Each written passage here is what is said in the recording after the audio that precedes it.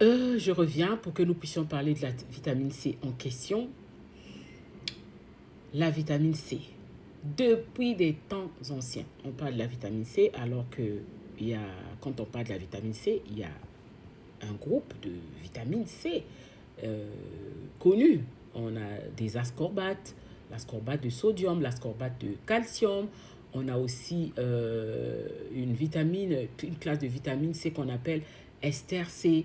Il y en a plusieurs, mais la plus connue est la vitamine C, c'est-à-dire l'acide ascorbique, qui est plutôt micronutriment, c'est-à-dire une alimentation en faible dose, en petite quantité, euh, qui, qui va nous aider à booster notre système immunitaire.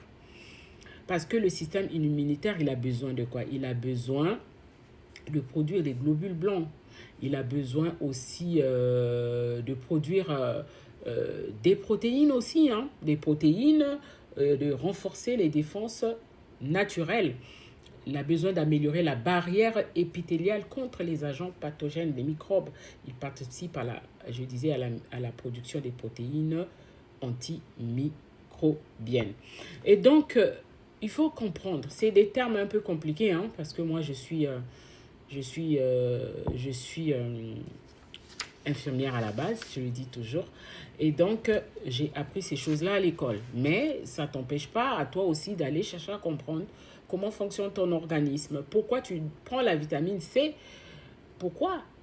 Il ne faut pas prendre des vitamines comme ça. Surtout qu'en ce moment, on a beaucoup comment on appelle ça, des compléments alimentaires.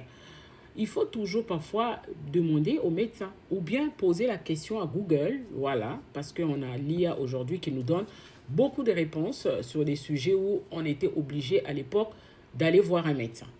Tu peux poser des questions à l'IA via Google, elle va te donner des réponses. Il faut avoir cette curiosité-là, les amis, de chercher à comprendre comment fonctionne notre corps.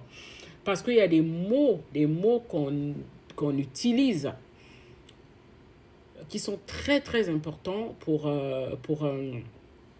notre santé, notre bien-être. Des mots qui sont pourtant écrits sur les boîtes des médicaments, dans les notices, mais on ne fait pas attention. Des mots comme renforcer, améliorer, aider, participer. Moi, j'avais fait une vidéo sur ça avant l'été. J'avais fait une vidéo où je ne supprime pas mes vidéos, hein. Depuis que j'ai commencé sur TikTok, je ne les supprime pas. Et des mots comme ça, où on a dit renforce, aide, mais